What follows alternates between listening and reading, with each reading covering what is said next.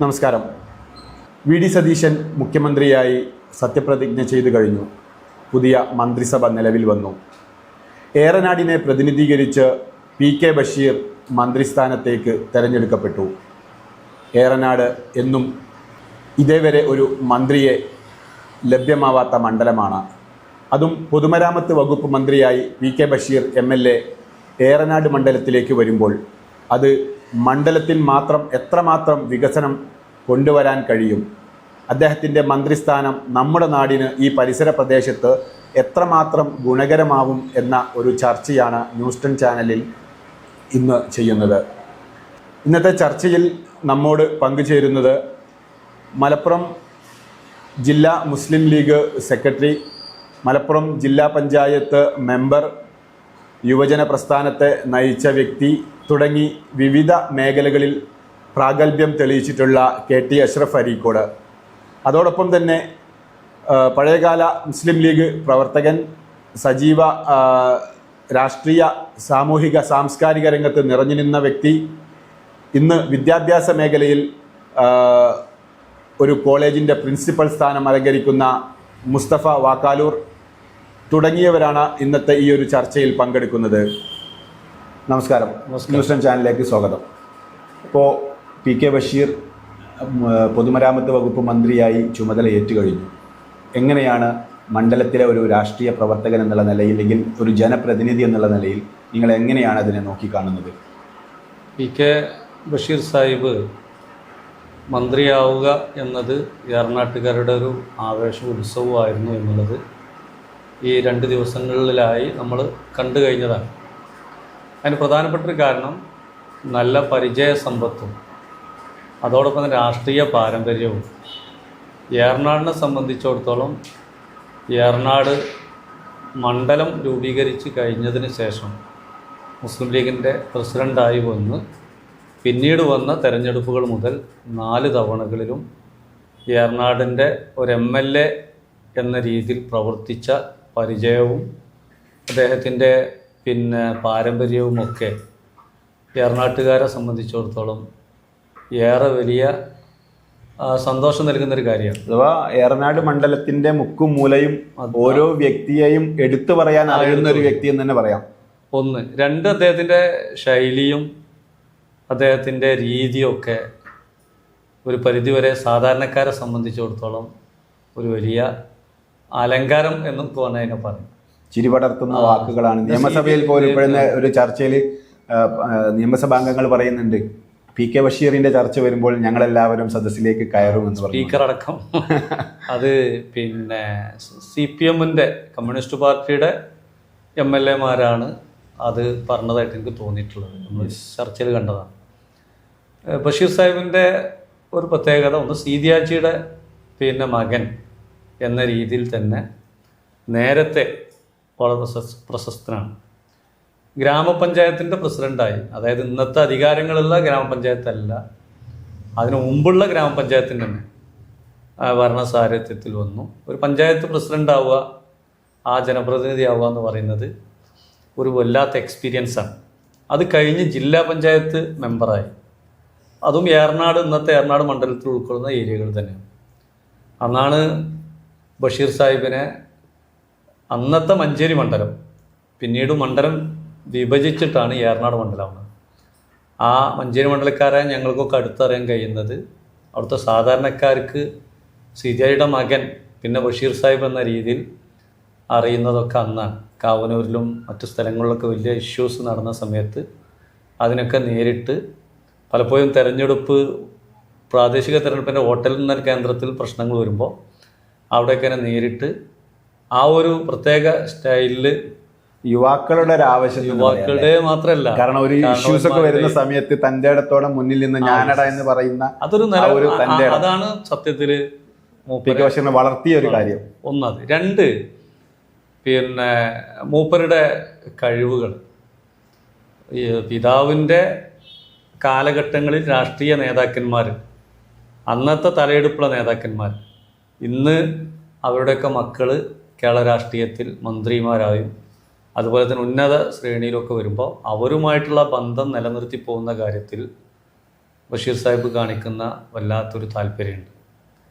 പിന്നെ മണ്ഡലത്തിൻ്റെ വികസന കാര്യത്തിൽ ഇപ്പോൾ നേരത്തെ ജനപ്രതിനിധിയായി തദ്ദേശ സ്ഥാപനങ്ങളിലൂടെ തിളങ്ങിയ ഒരാളെ സംബന്ധിച്ചിടത്തോളം അതോടൊപ്പം തന്നെ ഈ സെക്രട്ടേറിയറ്റിലും ഡൽഹിയിലെ അധികാര കേന്ദ്രങ്ങളിലൊക്കെ പിന്നെ ഇതിൻ്റെ കാര്യങ്ങളിൽ നേടിയെടുത്ത എക്സ്പീരിയൻസ്, പിന്നെ ഫണ്ടിൻ്റെ ഉറവിടം കണ്ടെത്തി അതുപോയി പിന്നെ വാങ്ങിക്കൊണ്ടുവരാനുള്ള ചില താല്പര്യവും. അങ്ങനെയാണ് ഇപ്പോൾ ഏറ്റവും ഒടുവിൽ 916 നമ്മുടെ ഗോൾഡിൻ്റെയൊക്കെ ഒരു പിന്നെ നമ്പർ പറയുന്നത് പോലുള്ള ഒരു ഡെവലപ്മെന്റ് വികസനത്തിന്റെ ഒരു കോടിക്കണക്കിന് അതാണ് വികസനം അതിൻ്റെ കാര്യങ്ങൾ.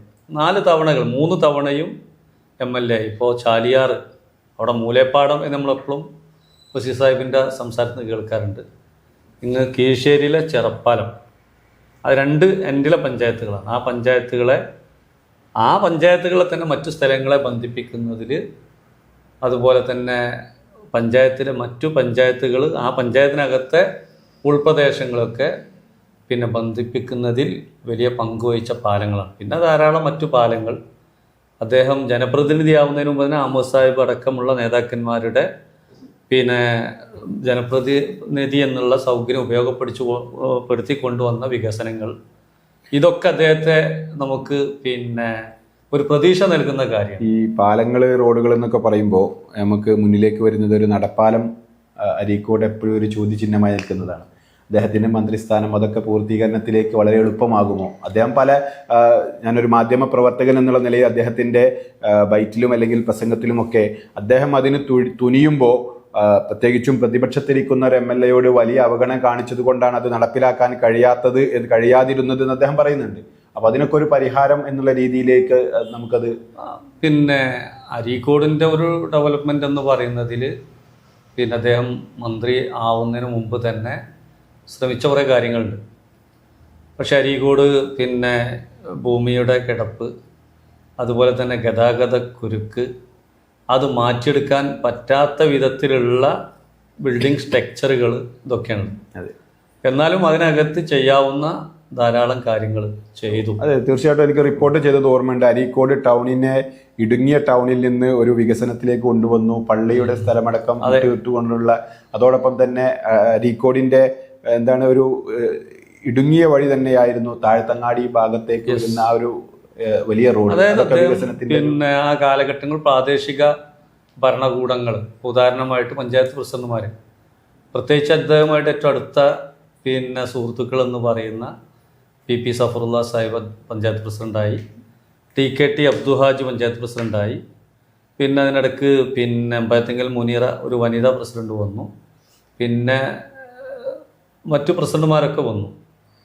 അപ്പോൾ ആ കാലഘട്ടങ്ങളിൽ പ്രത്യേകിച്ച് പിന്നെ പ്രസിഡന്റുമാർ ഉപയോഗപ്പെടുത്തി, സഫറു അദ്വാജിയൊക്കെ ഏത് രീതിയിലാണോ അരീക്കോട് ഉപയോഗപ്പെടുത്തേണ്ടത് ആ ഉപയോഗപ്പെടുത്തി കൂടെ ഇറങ്ങി അന്ന് മുസ്ലിം ലീഗിൻ്റെ നേതാക്കന്മാരെ, പ്രത്യേകിച്ച് UDF-കാരെ, മറ്റ് പിന്നെ പാർട്ടിക്കാരൊക്കെ കൂട്ടി ജോളിയിലൊക്കെ മീറ്റിംഗ് വിളിച്ച് അതിൽ പ്രത്യേക നയം രൂപീകരിച്ച് CPM-ന് പോലും എതിർക്കാൻ പറ്റാത്ത രീതിയിൽ ഒരു ഡെവലപ്മെൻറ്റ് സ്ട്രാറ്റജി മെയിൻറ്റെയിൻ ചെയ്ത് കൊണ്ടുവന്നു. പക്ഷെ എന്നാലും അരീക്കോടിൻ്റെ ഗതാഗത കുരുക്കിൽ പ്രശ്നങ്ങളുണ്ട്. ഇപ്പോൾ ഒരു പൊതുമരാമത്ത് മന്ത്രി എന്ന് പറയുമ്പോൾ അതൊക്കെ മറികടക്കാൻ പറ്റാവുന്ന രീതിയിൽ അദ്ദേഹത്തിന് ഒരു കാഴ്ചപ്പാടുണ്ട് എന്നുള്ളതാണ് ഞാൻ മനസ്സിലാക്കിയിട്ടുള്ള കാര്യം. നിങ്ങൾക്കും അറിയുന്ന, നാട്ടുകാർക്ക് അറിയുന്ന ഒരു കാര്യം. ഓക്കെ, ചർച്ചയ്ക്ക് ഇടപെടുകയാണ് നമ്മുടെ മുസ്തഫ വാക്കാലൂർ. അദ്ദേഹം ഒരു വിദ്യാഭ്യാസ പ്രവർത്തകനാണ്. ആ ഒരു മേഖലയിൽ സജീവമായി എഴുതുകയും അതോടൊപ്പം തന്നെ ഞാൻ നേരത്തെ സൂചിപ്പിച്ചതുപോലെ ഒരു സ്ഥാപനത്തിൻ്റെ പ്രിൻസിപ്പളായി സ്ഥാനം അലങ്കരിക്കുകയും ഒക്കെ ചെയ്യുന്ന ഒരു വ്യക്തിയാണ്.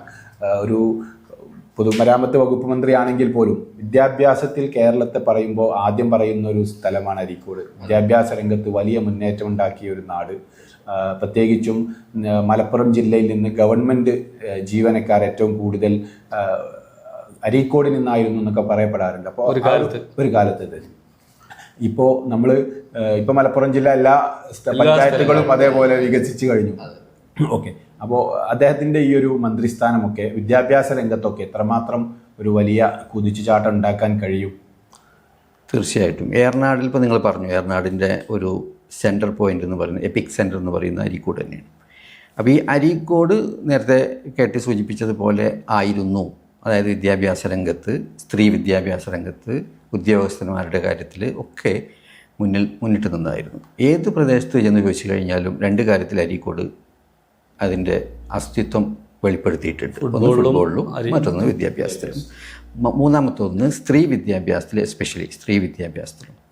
അതോടൊപ്പം തന്നെ നമ്മൾ സ്ത്രീ ശാക്തീകരണമായിട്ട് ബന്ധപ്പെട്ടുകൊണ്ട് കാര്യങ്ങളൊക്കെ പറയുന്ന സമയത്ത് അതിനൊക്കെ ഏറ്റവും നല്ല ഉദാഹരണം ഒരു പ്രദേശം കേരളത്തിൽ എടുക്കുകയാണെങ്കിൽ അത് അരീക്കോട് തന്നെയാണ്. കാരണം ഒട്ടുമിക്ക വീടുകളിലും ഒരു സ്ത്രീ സാന്നിധ്യം ജോബിലുണ്ട്.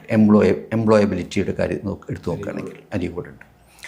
നമുക്ക് ഈ ഓപ്പർച്യൂണിറ്റി, അഥവാ UDF അധികാരത്തിൽ വന്നു, പിന്നെ PK ബഷീർ സാഹിബ് 4ാം തവണ ഈ മണ്ഡലത്തെ പ്രതിനിധീകരിക്കുന്നു. PK ബഷീർ സാഹിബ് ഇത്തവണ ജനങ്ങളെ നേരിട്ടിരിക്കുന്നത് ഒരു പോർട്ട്ഫോളിയോ മുന്നിൽ വെച്ചിട്ടാണ്, ഒരു വിഷൻ മുന്നിൽ വെച്ചിട്ടാണ്. 2036 എന്നാണ് ആ വിഷന് പറയുന്നത്. Vision 2036, Eranad vision 2036. നമുക്കൊരു പക്ഷേ ബഷീർ സാഹിബിനെ കുറിച്ച് പറയുമ്പോൾ നമ്മൾ സീതി ഹാജിയുടെ ലെഗസി അവിടെ ഉണ്ട്.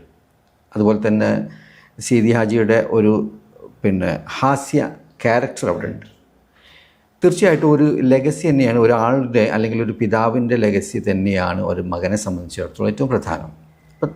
അപ്പോൾ ബാപ്പാൻ്റെ മകൻ സിർ അബി, ബാപ്പാൻ്റെ മകൻ എന്ന് കൃത്യമായി പറയാൻ പറ്റുന്ന ഒരു വ്യക്തിയാണ്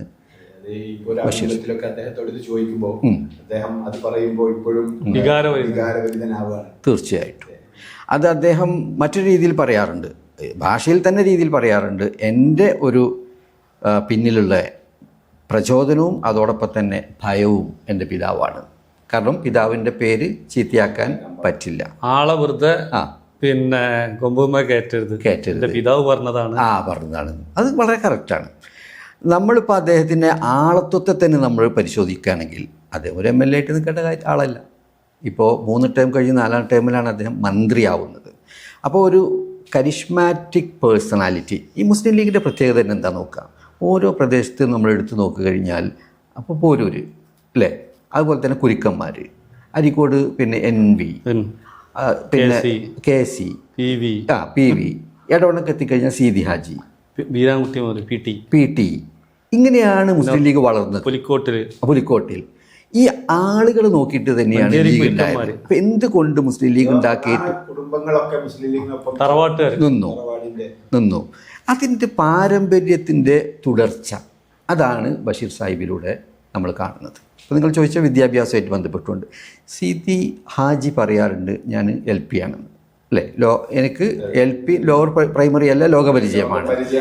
ഇപ്പം നമ്മൾ മന്ത്രിമാരുടെ ലിസ്റ്റ് എടുത്ത് നോക്കുമ്പോഴും അതിൽ ബഷീർ സാഹിബിൻ്റെ നേർക്ക് വരുന്നത് 10ാം ക്ലാസ്സാണ്. പക്ഷേ അവിടെ സീതി ഹാജിയുടെ തന്നെയാണ് നമ്മൾ പറയേണ്ടത്, മാതൃകയാക്കേണ്ടത്. സീതി ഹാജി ചീഫ് വിപ്പ് വരെ ആയി, അതിലൊക്കെ മേലെ എത്തുന്ന രീതിയിലാണ് അദ്ദേഹത്തിൻ്റെ കഴിയുമായിരുന്നു. തിരിച്ചു വിളിച്ചു എന്നാണ് പറയുന്നത്.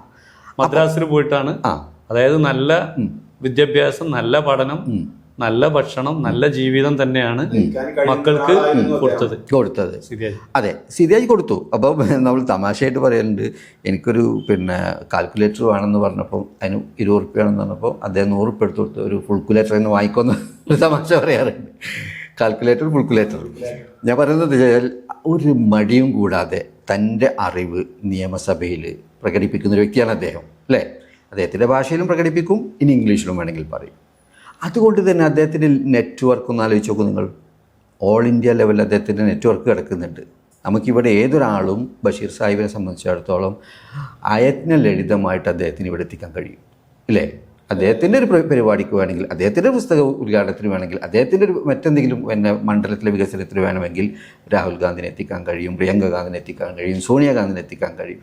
That is the charisma. ആ കരിസ്മാറ്റിക് പവറാണ് അദ്ദേഹത്തിലുള്ളത്. എഡ്യൂക്കേഷൻ അതാണ് കാര്യമായിട്ടും വിഭാവനം ചെയ്യുന്നത്. വ്യക്തിത്വത്തിൻ്റെ ആ ഒരു അന്തസത്തയെ പുറത്തേക്ക് കൊണ്ടുവന്ന് പ്രകടിപ്പിച്ച് ജനത്തിൻ്റെ മുന്നിൽ ലീഡറാക്കി മാറ്റുന്നതിനാണ് വിദ്യാഭ്യാസം എന്ന് പറയുന്നത്. ആന്തരികമായ ഒരു സാമൂഹിക പരിസരത്തെ അതിനെ അത് അദ്ദേഹം കലാലയങ്ങളിൽ കൂടി അല്ലാതെ സഞ്ചരിച്ചുകൊണ്ട് നേടിയിട്ടുണ്ട്. നാടൻ ഭാഷയിൽ സീതിയാജി പറഞ്ഞതും അതുതന്നെയാണ്, ലോകപരിചയമാണ്. അപ്പോൾ ഈ ലോകപരിചയത്തിൻ്റെ മുന്നിൽ ആ സീതി ഹാജിയുടെ മകൻ മുന്നോട്ട് വെക്കുന്നൊരു കാര്യമുണ്ട്. അതെന്താണെന്ന് വെച്ചാൽ അദ്ദേഹത്തിൻ്റെ മെമ്മറിയാണ്. ഏതൊരു കാര്യം ഇപ്പോൾ 20 വർഷം മുമ്പ് നമ്മളൊരു കാര്യം പറഞ്ഞിട്ടുണ്ടെങ്കിൽ ഓരോരുത്തരത് പറയാറുണ്ട്. അതാ രസം.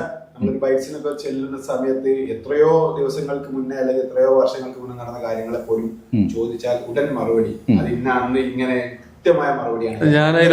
ഞാൻ ഒന്ന് ഇടപെട്ടോട്ടെ. എന്നോട് ഇന്നലെ ഒരാൾ ചോദിക്കുന്ന സമയത്ത് ഞാൻ പറഞ്ഞു, മൂപ്പര ഹയർ എഡ്യൂക്കേഷൻ അടക്കമുള്ള പൊതുവിദ്യാഭ്യാസവും കൂട്ടിയുള്ള വകുപ്പ് കൊടുത്താലും അവിടെ ഉഗ്രനായിട്ട് മൂപ്പര് പെർഫോം ചെയ്യും. കാരണം ഒന്ന്, സ്ഥാപനങ്ങൾ നടത്തിയുള്ള പരിചയം ഒന്ന്, അതിലേറെ ആ സ്ഥാപനങ്ങളുടെ കോഴ്സുകളെ കുറിച്ച്, അതിൻ്റെ സാധ്യതകളെക്കുറിച്ച്, അതിൻ്റെ മറ്റു നിയമങ്ങളെക്കുറിച്ച്, യൂണിവേഴ്സിറ്റി നിയമങ്ങളെക്കുറിച്ച്. ഇനിയൊരു പെട്ടെന്നൊരു നമ്മൾ കള്ളാസോട്ട് പോയാൽ അധ്യാപകർക്ക് അടക്കം അങ്ങോട്ട് കുറച്ച് ചീത്ത പറഞ്ഞ ശൈലിയാണെങ്കിൽ പോലും അത് വളരെ നല്ലൊരു എക്സ്പീരിയൻസ് ആണ്. വിദ്യാഭ്യാസ വകുപ്പ് പോലും ബഷീർ സാഹിബിനെ ഏൽപ്പിച്ചാൽ നന്നായിട്ട് പെർഫോം ചെയ്യാൻ കഴിയുന്നതാണ്. തീർച്ചയായിട്ടും. മാത്രമല്ല, ഇപ്പം നമ്മൾ അദ്ദേഹത്തിൻ്റെ വീട്ടിലേക്ക് തന്നെ പോകാം. സീതി ഹാജി എടവണ്ണ ജാമ്യയുടെ ഒരു ബാക്ക് ബോണാണ് അദ്ദേഹം. മമ്പാട് കോളേജിൻ്റെ ബാക്ക് ബോണാണ് അദ്ദേഹം. അത് കഴിഞ്ഞിട്ടാണ് മലബാർ എഡ്യൂക്കേഷൻ സാധനം ഉണ്ടാക്കുന്നത്, അത് EMBA ഉണ്ടാക്കുന്നത്, അല്ലേ? അപ്പോൾ അതിത്രയും നമ്മളിപ്പോൾ ഓരോ സ്ഥാപനം എടുത്ത് നോക്കുമ്പോഴും ഒരു ഘട്ടത്തിലെങ്കിലും ഒന്ന് വീണ് കിടക്കും. എന്നിട്ട് അവിടുന്ന് പിന്നെ മറ്റാരൊക്കെയോ പോയി തുഴഞ്ഞ് ഉണ്ടാക്കണം. ഈ സ്ഥാപനത്തിൽ ഉണ്ടായിട്ടില്ല.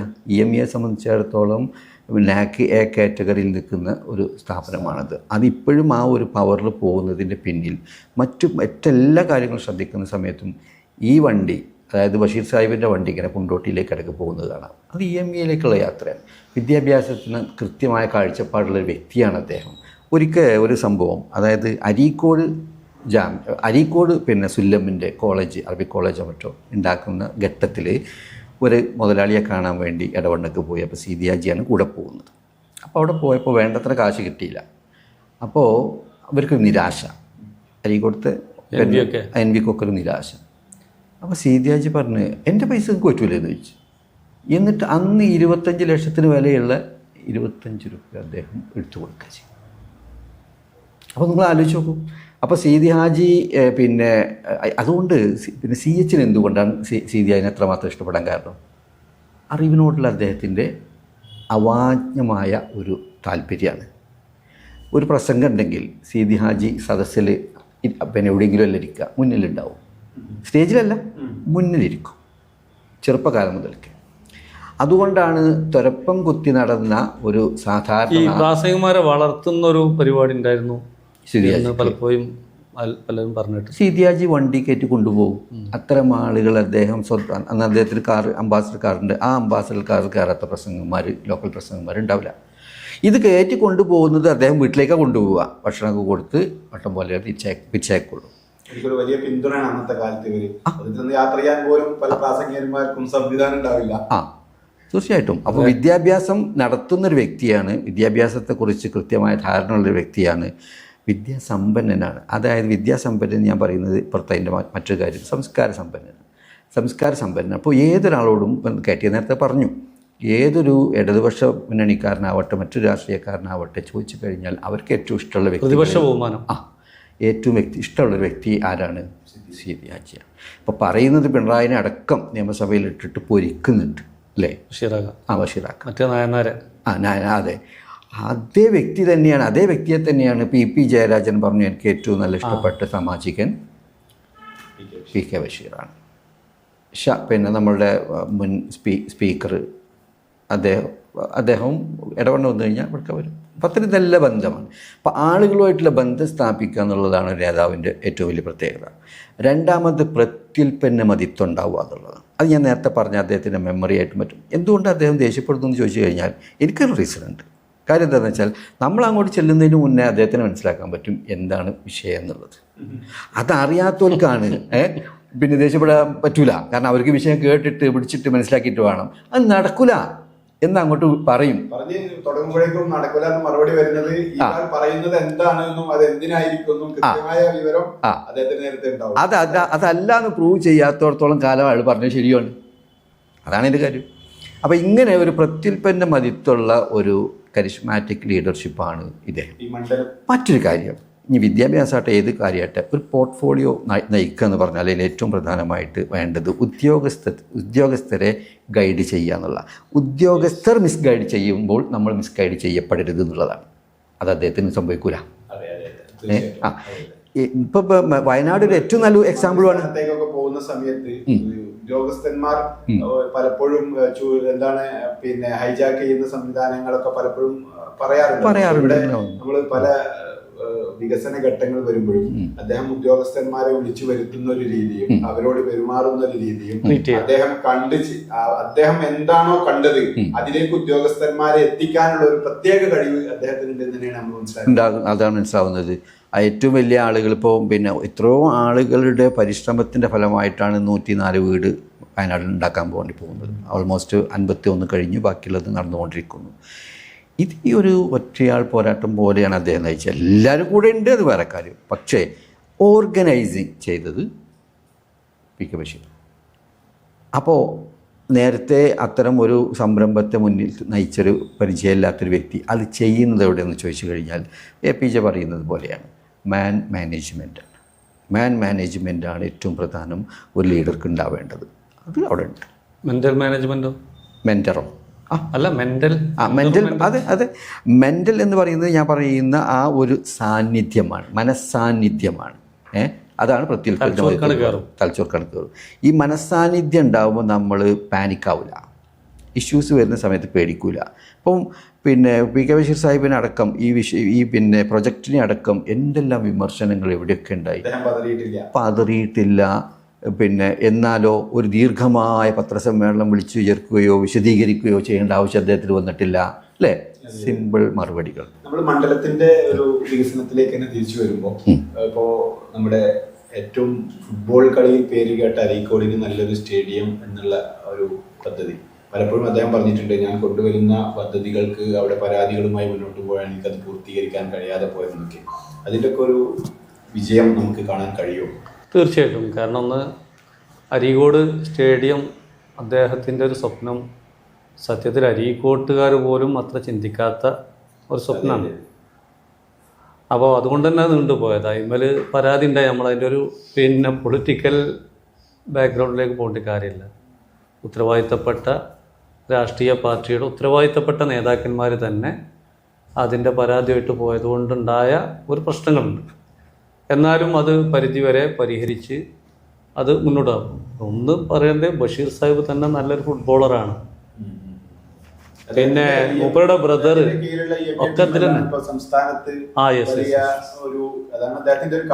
അതായത് ഫുട്ബോളിൻ്റെ ഒരു പ്രത്യേകത, ലോകത്ത് ഏറ്റവും വലിയ റവന്യൂ ഉണ്ടാക്കാൻ പറ്റാവുന്ന ഒരു മേഖലയാണ് ഫുട്ബോൾ. ഇപ്പോൾ ലോകരാജ്യങ്ങളിലെ ക്ലബ്ബുകളിൽ കളിക്കുന്ന ഇപ്പോൾ റൊണാൾഡോൻ്റെ തന്നെ എടുത്താൽ സൗദിയിലെ ഒരു ക്ലബ്ബ് ഒരു ദിവസം കൊടുക്കുന്ന കോടികൾ കേട്ടാൽ നമ്മളൊക്കെ അന്തം വിട്ടു. അപ്പോൾ ഇവിടെയും അത്രയും കുട്ടികൾ ഉണ്ടാവണം എന്ന താല്പര്യമുണ്ട്. ഇപ്പോൾ സിരിയൻ്റെ പേരിലുള്ള ഗ്രൗണ്ട് ഇപ്പോൾ അദ്ദേഹത്തിൻ്റെ ബ്രദർ തന്നെ ഷംസുഖടക്കം ഒരു ക്ലബ്ബാണെങ്കിൽ പോലും അത് പിന്നെ അതിലേക്ക് മൂപ്പരുടെ പ്രത്യേക താല്പര്യം ഉണ്ടായിട്ടുണ്ട്. ആ ഗ്രൗണ്ട് നല്ല മനോഹരമായ ഗ്രൗണ്ടാണ്. അത് പിന്നെ ഇനിയും അത് ഡെവലപ്പ് ചെയ്യാനുള്ള ധാരാളം സാധ്യതകളുണ്ട്. അതുപോലെ തന്നെ അദ്ദേഹം തെരഞ്ഞെടുപ്പ് രംഗത്ത് പറഞ്ഞത് സ്ഥലം അനുവദിച്ച് തരുന്ന മുറക്ക് അവിടെ ഞങ്ങൾക്ക് ഒരു ഗ്രൗണ്ട് ഉണ്ടാക്കി തരും. ഓരോ പഞ്ചായത്തിലും ഒരു ഗ്രൗണ്ട് ഏത് ഘട്ടത്തിലും കൊടുക്കാൻ റെഡിയാണ് അദ്ദേഹം. അത് പ്രഖ്യാപിച്ചു. ഏറെ പഴികേട്ട മറ്റൊരു പ്രശ്നമാണ് അരീക്കോട് താലൂക്ക് ഹോസ്പിറ്റൽ. അദ്ദേഹം വലിയ കാഴ്ചപ്പാടോടുകൂടി മറ്റൊരു സ്ഥലത്തേക്ക് അഥവാ അത് വികസിപ്പിക്കണമെങ്കിൽ അത് ഇവിടെ സാധ്യമാകില്ല എന്ന് എന്താണ് അതിന്റെ ഒരു അരീക്കോട് താലൂക്ക് ആസ്പത്രിന്റെ ഒരു വിഷയം വരികയാണെങ്കിൽ ഞാൻ ഒരു 5 വർഷം അവിടെ HMC മെമ്പറാണ്. അന്ന് നിങ്ങൾ തന്നെ ചാനലിൽ പലപ്പോഴും ഡിബേറ്റ് നടത്തുന്നതിലൊക്കെ അന്നും പറഞ്ഞ കാര്യങ്ങൾ ഓർമ്മ ഉണ്ടാവും. സത്യത്തിൽ അരീക്കോട് ആ നിൽക്കുന്ന സ്ഥലത്തൊരു ബിൽഡിംഗ് ഉണ്ടാക്കാനുള്ള ഒരു പിന്നെ കപ്പാസിറ്റി, അതിൻ്റെ ഭൂമി, പിന്നെ അതിൻ്റെ ബിൽഡിംഗ് കവറേജ് ഇതൊക്കെ എല്ലാവർക്കും അറിയുന്നതാണ്. അവിടെ സത്യത്തിൽ അതുണ്ടാക്കാനും തീരുമാനിച്ചതാണ്. ബാക്കി സ്ഥലങ്ങളൊക്കെ നോക്കിയാൽ ഇപ്പോൾ കൊണ്ടുവന്നതിൻ്റെ പിന്നിൽ ഭയങ്കരമായിട്ട് മൂപ്പരെ അല്ലെങ്കിൽ ആളുകളെ ഹറാസ് ചെയ്യുമ്പോൾ ശ്രദ്ധിക്കേണ്ടത്, ഒരു സമയത്ത് ഈ ഭൂമി ഞാനാണ് മൂപ്പർക്ക് പറഞ്ഞു കൊടുക്കുന്നത്. ഞാൻ മീൻസ് പിന്നെ ഇന്നത്തെ അരീക്കോട് പഞ്ചായത്ത് ലീഗിൻ്റെ സെക്രട്ടറി സുൽഫി ഉണ്ട്, അതുപോലെ തന്നെ ആ സ്ഥലമുടമയുമായിട്ട് ഏറ്റവും ബന്ധമുള്ള ഇപ്പോഴത്തെ പഞ്ചായത്ത് മെമ്പർ റഷീദ് ഉണ്ട്, അതുപോലെ തന്നെ ലുക്കുമാൻ എല്ലാവരും ഉണ്ട്. അപ്പോൾ ലുക്കുമാൻ ഞാനൊക്കെ അന്ന് സുൽഫിയൊക്കെ HMC മെമ്പർമാർ. പലപ്പോഴും ഇതിൻ്റെ ചർച്ച വന്നു. അപ്പോൾ ഏറ്റവും കൂടുതൽ സ്ഥലമുള്ള പൂക്കോട് ചോല എന്തൊരു കണ്ണായ സ്ഥലമാണ്, അതിനെല്ലാവരും കൂടി സഹായിക്കാൻ വേണ്ടത്.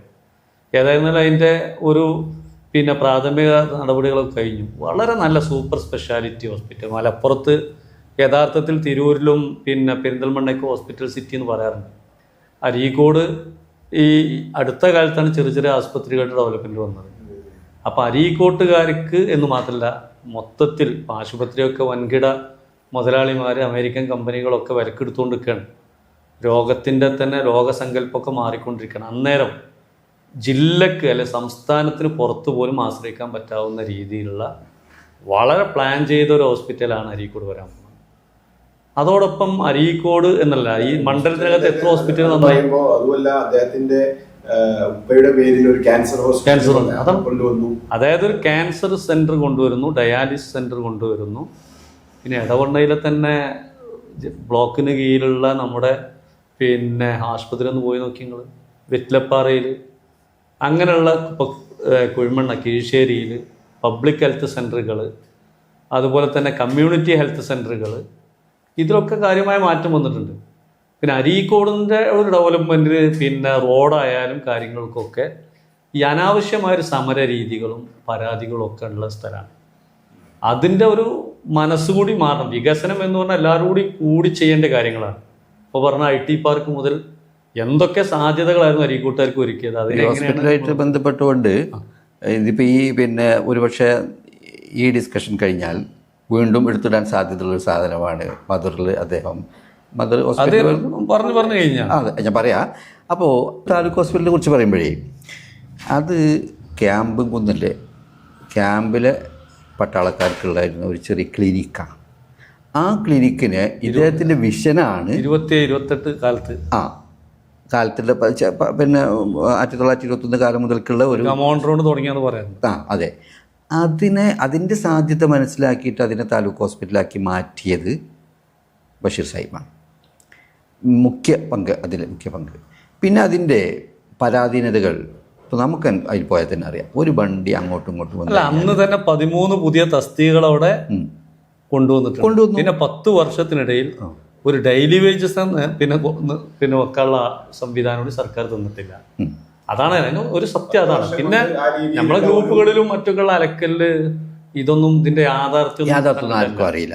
ഇതിലിപ്പോൾ 100 ചില്ലാനം കോടി, ഇപ്പോൾ 104 കോടിയാണ് ഓൾറെഡി അതിൽ എല്ലാം കഴിഞ്ഞ് അപ്രൂവലായി കിടക്കുന്നുണ്ട്. അതുകൊണ്ട് തന്നെ വളരെ കോൺഫിഡൻറ്റോടു കൂടി അദ്ദേഹത്തിൻ്റെ വിഷൻ പ്ലാനിൽ പറയുന്നുണ്ട് 2028 ഹോസ്പിറ്റൽ യാഥാർത്ഥ്യമാവും. 100 കിടക്കകളുള്ള 100 കിടക്കകളുള്ള, അതായത് ഈ പരിസരത്തൊന്നുമില്ലാത്ത അത്രയും സൂപ്പർ സ്പെഷ്യാലിറ്റി ഹോസ്പിറ്റലാണ് അദ്ദേഹത്തിൻ്റെ മനസ്സിലുള്ളത്. അതിനുള്ള ഫണ്ടും പാസ്സായിട്ടുണ്ട്. ഇപ്പോൾ ഈ പറഞ്ഞ കയറ്റൊക്കെ കാണിച്ചു കൊടുത്ത സ്ഥലം എന്ന് പറയുന്നത് സാങ്കേതികമായ ചെറിയൊരു ഗെയിൽ ഇഷ്യൂ അവിടെ ഉണ്ട് എന്ന് തൊഴിച്ചു കഴിഞ്ഞാൽ ആ പ്രശ്നങ്ങളൊക്കെ തീർന്നു. അത് ഞാൻ പറഞ്ഞത്. അതൊക്കെ ഒരു ആ സമയത്ത് അപ്പോൾ എന്തായാലും ഉണ്ടല്ലോ ഒരു നീർക്കോലി കടിച്ചു കഴിഞ്ഞാലും നമുക്കൊരു മാത്രമല്ല അതിൻ്റെ റോഡ് സൗകര്യങ്ങൾ, നല്ല ചുറ്റുപാടുകളൊക്കെ ഇത്ര നല്ലൊരു സ്ഥലം ഇനി കിട്ടും. ഒരു നല്ല കാര്യം വരുന്നു. അവസാനിപ്പിക്കുകയാണ്. PK ബഷീറിനെ കുറിച്ച് സംസാരിക്കുമ്പോൾ മണിക്കൂറുകൾ നീണ്ടുപോകും. സമയപരിമിതി മൂലം ചുരുക്കുകയാണ്. ഒരു അവസാന ഒരു സമഗ്രമായ ഒരു വികസനം എന്നുള്ള രീതിയിലേക്ക് നമുക്ക് മണ്ഡലത്തിൻ്റെ എന്തെല്ലാം കാര്യങ്ങളിൽ ഒരു ശ്രദ്ധ ഉണ്ടാവും? നമുക്ക് ഏറ്റവും വലിയൊരു പ്രതീക്ഷ എന്താ നൽകുന്നത് വെച്ചാൽ, ഒന്ന് VD സതീശൻ പ്രതീക്ഷ നൽകുന്നൊരു മുഖ്യമന്ത്രി, അതിന് പറ്റാവുന്ന നല്ല കാഴ്ചപ്പാടുള്ള ധാരാളം മന്ത്രിമാർ, അതിൻ്റെ ഇടയിലാണ് അവരെയൊക്കെ ചടുലമായി നിർത്താൻ പറ്റുന്ന നമ്മുടെ ബഷീർ സാഹിബ് പൊതുമരാമത്തിൻ്റെ നല്ലൊരു വകുപ്പ് കൈകാര്യം ചെയ്യാൻ. പൊതുമരാമത്തിൻ്റെ വികസനം മാത്രമല്ല, എല്ലാ മണ്ഡലത്തും മാറും. നമ്മളിപ്പോൾ ഏറനാട് ഏറെ തിളങ്ങട്ടെ എന്ന് പറയുമ്പോൾ കേരളം തിളങ്ങും, ഏറനാട് മിന്നിത്തിളങ്ങും എന്നുള്ളതാണ് അതിൻ്റെ ഒന്ന്.